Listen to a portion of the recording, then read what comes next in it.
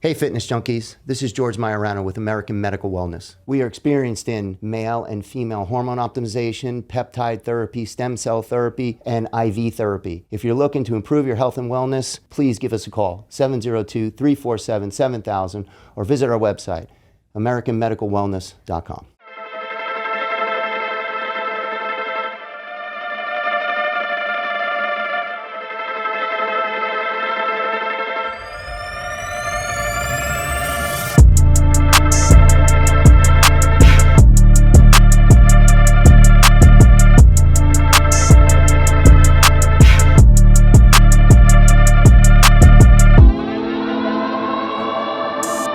Wow, I'm so excited and a little nervous. I always get nervous when I do my blood work. I do it regularly, once or twice a year.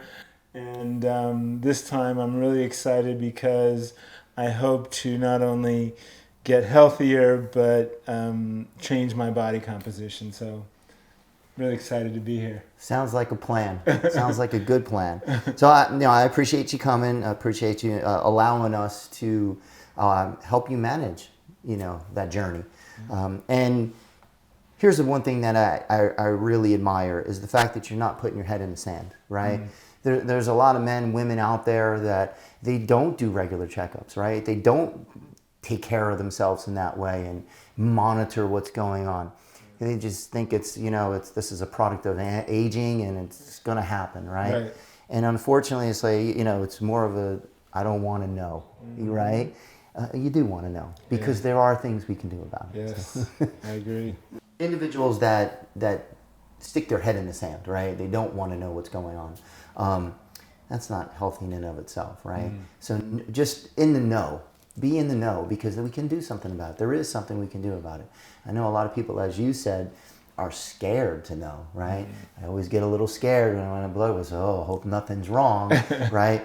The thing is that if let's just say there is something that we have to go looking at, and we can go do it. Right. If you don't do anything about it, you don't know, and that can cause problems later on. Yeah. So, what do we know? Okay. So, what do we know? Well, first thing we need to know is that up on the board there is that your correct name, first name or last name, comma first name, and your date of birth. That's all correct. Okay. And you were fasting for this, correct? Yes, I was. Okay. So our receive date, collection date was a few days ago, right? So on the 9th of February. So how are you feeling today? I feel great. Okay. Yeah. Did you work out this morning? I did. Okay, good. All right, great. All right. So I'm just going to go over a little bit of the labs first just to, kind of understand how this particular lab gives us results, right? And if you look at this, they have a test name, they have results, they have a reference range, and then of course the units. The reference range is just like a sample group of normal statistics, right? They take, let's say, a sample group of 100 people. So the reference range is this sample group of, let's just say, 100 people that here's what their normal ranges were, right? And what's what we believe to be normal. And then, of course, your results, right? So whether you fall within that normal reference range for this particular test. These first test results are going to show an out of range summary, and they show in red, right? Like, oh no, what's going to, it's red, something's wrong. Right. Not necessarily, right? So we can look at the first one, white blood cells. That's your immune system. You may have had something that your body was fighting, and these are your soldiers that are going out fighting it, and a few of them died in battle, right? So it's a little bit low right now. Right. But the reference range is 3.9 to 11.4, so you're not really low. It's just real close. Right. Again, same thing, creatinine serum. This is a measurement of how your kidneys are doing, how they're filtering the blood. Again, a little high, but there's a ratio for this, okay? And again, I'm not really concerned with that value, right? Okay. We'll just watch it. It's something that we want to make sure that we're not, exceeding certain values, or we don't see it trending upward, right? And this is indicative of, high protein. We're training, right? Breaking down muscle tissue. So again, this is a little taxing on the body, on the kidneys, and we need to stay hydrated. Yep. Okay. Potassium, again, it's within the reference range. Total protein, again, within the reference range. Nothing real remarkable there. The two things that I really like to go over with you are your liver function and, of course, your cholesterol. Liver function is ALT, AST, right? This is your liver enzymes. Mm-hmm. And these elevate, okay, when the body needs to detoxify itself. But this, again, is indicative of high protein diet and muscle breakdown, right? The byproducts of actually training and those adhesions and breaking down muscle tissue. They're not high, they're just a little elevated because the body's actually detoxifying from those toxins that are actually being built up from training, right? Okay. Now, cholesterol and LDL, and this is something that I really like to, I have an analogy for this so people understand. Cholesterol is extremely important, okay? First of all, it's precursor to all the other steroid hormones, which are lipid hormones. Mm-hmm. And it helps us heal, right? This is really important. So getting rid of cholesterol completely is ludicrous, right. Okay? Having too much of anything is not good either. You're not out of bounds here. It's just a little elevated, okay? Which is not a bad thing. But if you go and you look at LDL cholesterol, which is not really cholesterol, so let's explain what LDL and HDL are. Mm-hmm. These are buses. They stop at a bus stop, right? You pick up, okay. So LDL is the bus that cholesterol takes away from the liver. And it dumps it out into the vascularity so that we can heal if there's adhesions or something happening there, right? And this is where if you have a lot of LDL, doctors say that is the bad cholesterol, because what happens is it can create plaque in the arteries and, create, blockages. Right. Not necessarily true all the time. Right. But having low HDL, which is, I call your garbage cleaner buses, right? Right. But the HDLs are the bus that the cholesterol takes to come back to the liver to be reprocessed. So if you have more HDL, right, or bigger HDL cholesterol, these protein buses that the cholesterol takes, it can clean up a lot of the garbage around the vascularity. So we understand, right? Now, if your LDL is a little elevated, this is where everybody says, oh, that's, there's cardiac risk there. Mm-hmm. And we can try to change this ratio, right? So this can be from consumption, it can be from age, it can be from just genetic predisposition. So thank mom and dad, grandma and grandpa, that kind of thing, all right? But it's no means a death sentence. It's just something we need to watch for cardiovascular risk. Right. I've seen this before, and so I did a CA scan, a heart scan, to see if there was any plaque buildup in my heart, and it was a 0. Okay. So that's good, right? Yeah, that's good. And that's again, not sticking your head in the sand, right? Because hey, I'm looking at these values. Here's a possibility. Let me go check. Yeah. Perfect. Yeah. And that's all it is, right? And that's the message we want to convey to everybody. Yeah. We want to get out there with everybody and say, hey, get checked. There's things we can do. Yeah. Don't wait till it's too late. Right. You get a flat tire, don't keep driving 40 miles, right?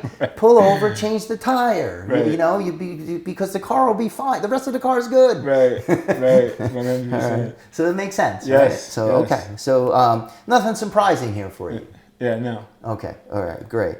So we're going to scroll down here a little bit to the CBC, which is a complete blood count. And again, everything looks and is normal. Let me just go over a few of these values. Red blood cells, oxygenated cells that carry oxygen and nutrients around to the body. Two things when we have individuals that are on androgen therapy, testosterone therapy, hormone replacement, we want to watch hemoglobin, hematocrit, right? This is the amount of red blood cells floating around, and of course the iron that binds the oxygen in that red blood cell, right? So in turn, what happens is with androgen therapy, it exacerbates something called erythrocytosis. And George, these are big words. And erythrocytosis is just the creation of red blood cells, right? Red blood cells, they last about 120 days, their lifespan, but we're breaking them all the time. You know, we bang, bruise, work out, right? So they're always being produced. What happens is, because this process gets excited through androgen therapy, you want to make sure that the blood doesn't get too thick. Right? It can make you feel fatigued, tired, and of course, along with the platelet count, if the platelet count gets too high, we can start to see blood clotting and things like that.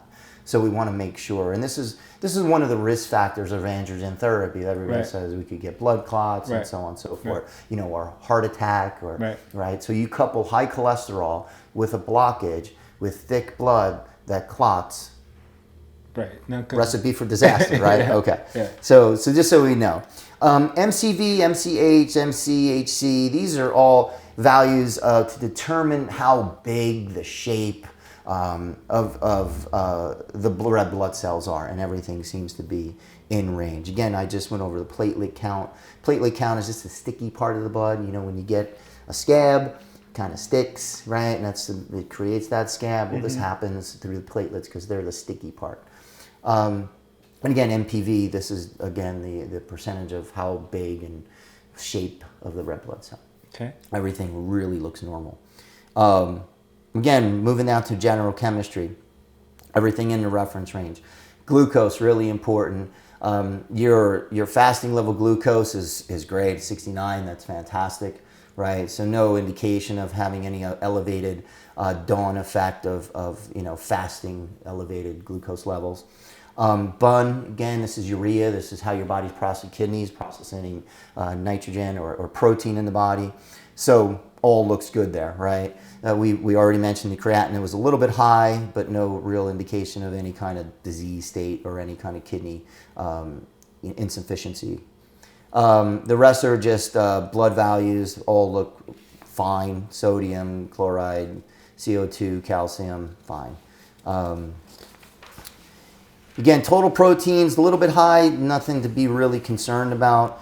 We went over the ALT, AST already. The one thing that I want you to recognize here, and I like to make sure that we keep an eye on this, okay? And GFR is glomerular filtration rate. Again, big word, but all it means is how are my kidneys filtering? Now, typically on our reference range, we're looking at 50, 57 for someone of your ethnicity. Okay. Okay. It's a little low. All right. So we want to make sure because you have a moderate decrease in your kidney function. Okay. All right. Something we want to be concerned with, especially when we're training, high protein, right? We want to make sure that those kidneys are actually functioning appropriately. Again, this is not something that it's, oh, what are we going to do? This is, let's keep an eye on this so we can trend it. Because this is just a snapshot in time. Yep. So it doesn't really mean anything without correlating data, right? So we need to correlate this with something else. Any questions on that so far? Nope. Okay. Moving down to diabetes evaluation, A1C. Everybody talks about A1C. Remember I spoke about the hemoglobin, right? And hemoglobin red blood cells, they last around 120 days, right? Well, glucose levels, if we're just checking your fasting glucose, that's acute, right? That's every day, right? So they can go up and down, and some mornings, maybe you had a late dinner or you were a little more stressed that day or whatever. A1C, or the hemoglobin, is this sugar attaches to the red blood cell. And because they live for 120 days, we can see the trend. If you're trending higher more mornings than less over the course of that 3 or 4 months, right? Right. And then we can see, are we trending towards diabetes? Is our body disposing and being able to utilize the glucose appropriately? Do we have any kind of a resistance or insulin sensitivity issues? Here indicates you don't, okay? So no issues there. And again, these are reference ranges, but anything below 5.7 is normal, And so this is key, so you understand that hemoglobin lasts 120 days. That's a key factor. Okay. So Again, no questions on that, right? Nope. So far, so good. Great. All right, coronary risk. So remember I told you about the buses and the cholesterol and all of that? All right. So there's one other factor. There's triglycerides. Triglycerides are just fat in the blood. Typically, you'll see this either there's a disease state or you'll see this from consumption be elevated. Obviously, no issues there. So you're not having any issues with high triglycerides, that's for sure. It's very healthy. And remember what I said, that having high cholesterol is not a real problem? The ratio is more or less the important part. So, okay. So the HDL looks fantastic. You got a lot of garbage picker-uppers. A lot of buses that pick up this cholesterol around the body. Anything over 40 is great, right? So this is good because you have a higher LDL. So there's a lot more LDL buses, okay? But ultimately, when we start to look at the ratio between your cholesterol and your HDL, your risk factor is very low. And that's how that gets correlated, right? So it's not a question of, you know, the cholesterol being slightly elevated or the LDL being slightly elevated. It's the ratio of how it's processed, how it is, right? So if I have too many buses taking people away from the liver, but not enough, you know, taking them to work, but not picking them up, that's a problem because everybody's just hung out there and, that's not your case. So good. So coronary risk is very low, low at this stage. Thyroid. So there's a lot more to thyroid, but our first test that we actually run is thyroid stimulating hormone, TSH, right? And TSH is just the hormone that produced from the hypothalamus that tells the thyroid to produce more thyroid hormones, T4 and T3. We don't go chasing the zebra to see if your thyroid is healthy because the first indicator or the marker that we look at is TSH. If your TSH is normal, which it is, then your thyroid's functioning normal. In most cases, obviously, if you have any pain or nodule, things, we can go check for that. But there's no indication of that, right? So we don't go chasing that zebra. So thyroid looks to be normal. One thing, key factor at a gentleman your age on androgen therapy is we always want to look at PSA. This is an indication of the prostate, okay? Any proliferation of the prostate, if it's growing, enlarging. We want to make sure that we don't BPH, prostate cancer, these kind of things. The number is normal in this case, right? It's within the reference range. But it means nothing right now, as I've said, right? As we see a trend. Right. If you come back 3 months from now and it's the same, and 3 months from now it's the same, that's your number. Right. But if you come back 3 months from now, it's 2.4. And 3 months after that, it's 2.8. 3 months after that, it's, 3.6. You see where I'm going with that? Right. And then we probably have to, right. We start to watch, right? So, and that's key. And that's how we monitor your health and manage your health while optimizing your performance and your health, okay? That's what I think is so great with your program. Instead of just like, here's your medicine, go take it, and we'll see you next year. It's like you're with them, you're monitoring their markers, and I think that's like next level. Right. And I believe that's the only level. I mean, there's no way for providers and for us to understand your health and you without guiding you through that journey, because everybody should be treated as an individual. And here you are, right? So here you're treated as an individual. It's tailored treatment plan to your goals, your needs, and your health, right? So that's key. That's the message that we definitely want to convey. Now our endocrine evaluation. So obviously you're here for hormone optimization. And this is something that's indicative of getting older. We get older, we go through andropause, but you're great shape. Thank you. 59-year-old man, doing all right. Okay, you feel good, you look good, you're training, and you should hold your head up high and convey that message to a lot of men your age, that it's possible. You don't have to get old and feel terrible and dread your life and your wife and everything else, right? Yeah. There's mechanisms out there to help you age gracefully and get quality of life as you get older. Yeah. So, and this is key. This is key for you to get this message out there. So I commend you on that too. I'm with you 100%. So let's understand this here. Okay. So testosterone and estradiol. Okay. Why do we check estrogen? Well, first of all, testosterone converts to two other hormones. One of them being estrogen and one of them being DHT, which is dihydrotestosterone. We usually don't go checking DHT unless there's a real reason to. So the first in your evaluation, we check estrogen. And this is basically, in our body, we have an aromatase enzyme that converts testosterone to estrogen, okay? Yours looks pretty good, right? You're within the reference range, and here's the thing. We do need some estrogen. There's estrogen receptors in our brain, okay?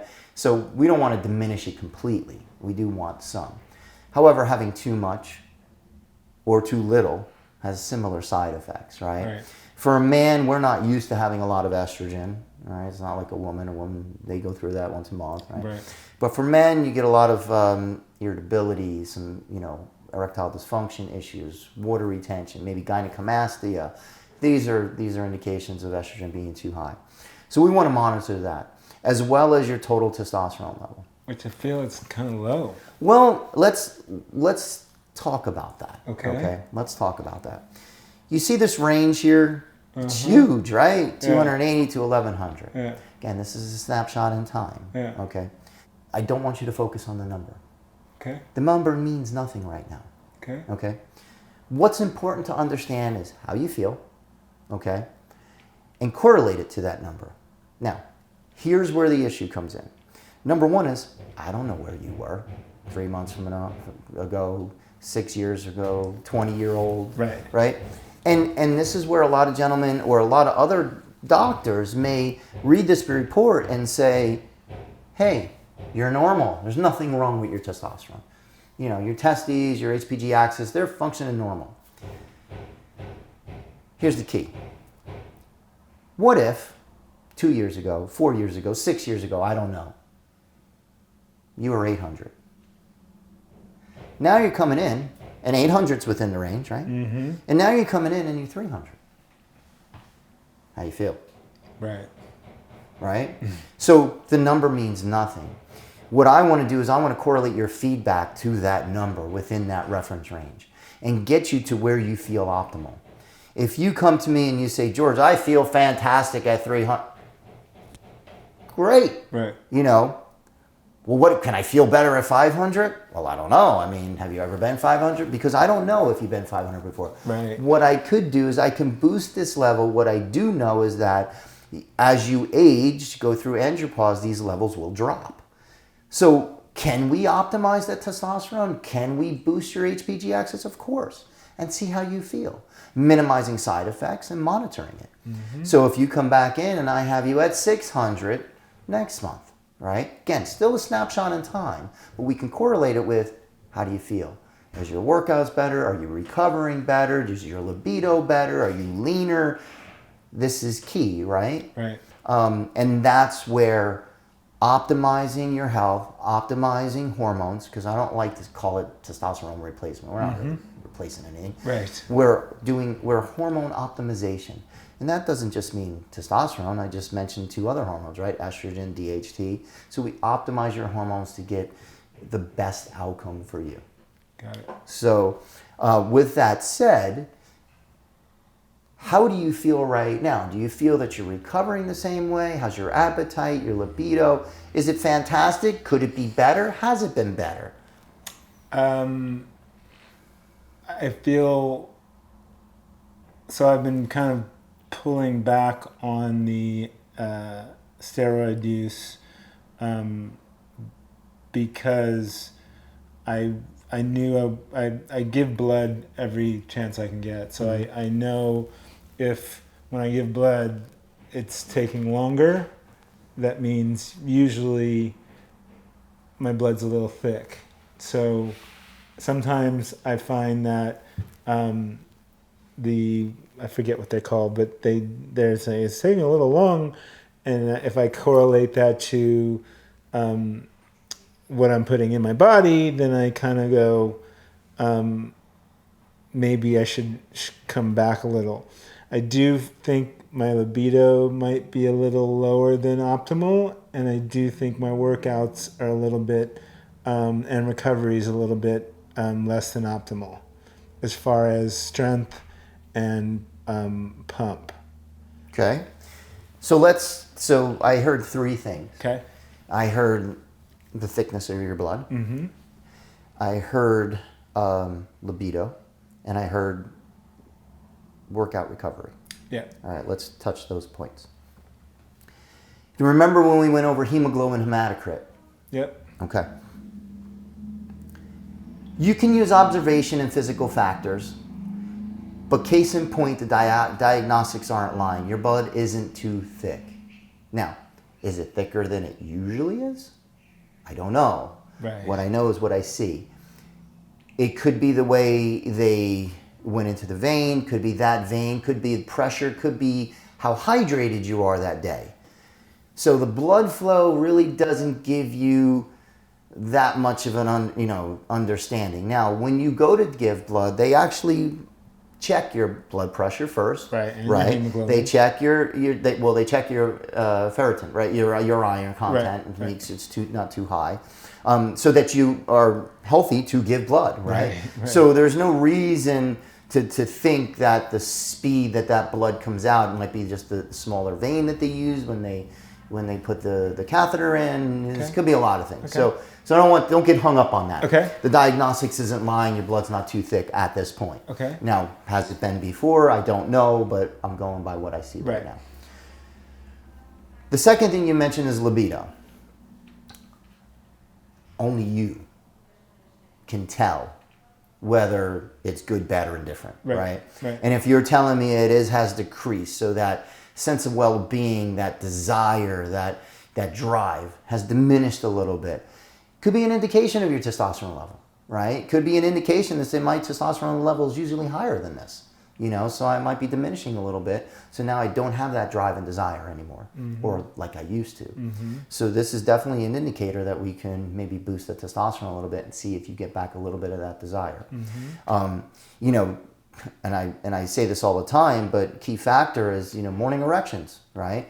Are you still getting morning erections? Are they more rare now? Do they happen at all? And these are things that we discuss as gentlemen, that it occurs, right? Mm-hmm. So if you can tell me, hey, listen, George, I don't wake up with a morning erection anymore, and that's, to me, I usually did, right. or I would have one at night or whatever. So right. So again, this is another indication of lower testosterone. Okay. So, and the thing is this is part of the program, right? This is part of what we do here, is to evaluate you, put you on a treatment plan, and then govern and guide you to be able to get the best results and best patient outcome. Perfect. So, what do you see based on my goals as the next step? I see extremely healthy individual that I believe we have an opportunity here to boost your performance, make you feel a little bit better. And I think a combination of hormone optimization with the use of some peptides to help stimulate some GH production to help with recovery and sleep, as you spoke about, are key to get started, right? And this will help you. You haven't complained about any injuries. You haven't complained about anything else. There's no other chief complaint here. One injury. Okay. Shoulder. Okay. So, now that we have that, there are some peptides to help with soft tissue healing also. So, but again, our mainstay is to help you boost that performance based on where we're headed with your chief complaint, right? And then monitor it, okay? And of course, as we go on, there's a plethora of different peptides for anti-aging, for skin elasticity. You know, I know there's another segment we discussed doing your Botox and all that other stuff. Well, there are peptides for to increase collagen and elastin production in the body, increase blood and nerve outgrowth, right? So these are things that we can do, right? So ultimately, healing you from the outside or from the inside out is key. But you don't want to, I mean, I don't want to throw a lot of variables at you at once. I want to optimize you one step at a time, because if I give you 6 things, or we do 6 things, we need this. Which one worked? I don't know. I don't know. And maybe I don't need 6. Man. So we take our time and we try to evaluate, get you the proper dosing, right? Where we start you on a dose, we titrate that dose, then we get back, we monitor the blood work and see where you're at, and make sure that you're optimal and you're therapeutic. Right. Perfect. And then from there, then we continue to move forward. But I think you can definitely benefit from increasing GH production using a secretagogue, and we can discuss a little bit further about what secretagogues are out there, more that they lean towards more for building muscle mass, increasing appetite, or others that help with visceral fat and mobilizing fat more so. And then of course we can utilize testosterone optimization with either you can use a topical, injection, pellets, where you don't have to take injections all the time. So there's different means of delivery for testosterone. Okay. And that's if you use testosterone. We can also use peptides to modulate HPG axis, and I mentioned HPG, but that's hypothalamus pituitary gonadal axis, right? So signal from your hypothalamus to your pituitary to your testes, okay, to produce testosterone. So we can modulate that using peptides also. So that's another mechanism. It's crazy. Awesome. This was great. I think best blood work evaluation I've had in a while. I mean, just the depth and the explaining it and understanding it has been really, really good. Right. Really good. And I feel that's our burden, right? That's our burden, simply because it's conveying the message out there that you need to know. And I say this all the time, and this is something I'll continue to say, that most people don't lack will and desire. They lack knowledge. And our obligation is to convey it to you. I'm not just handing you a piece of paper and saying, because I said so. Right. Right? I'm handing you a piece of paper as diagnostic so that we can evaluate you as an individual and get you the best outcome for what you're trying to accomplish for yourself. And the only way I can do that is for you to fully understand why. Yep. So. Perfect. This was good. All right. That's a cut. I mean, this is like a whole podcast.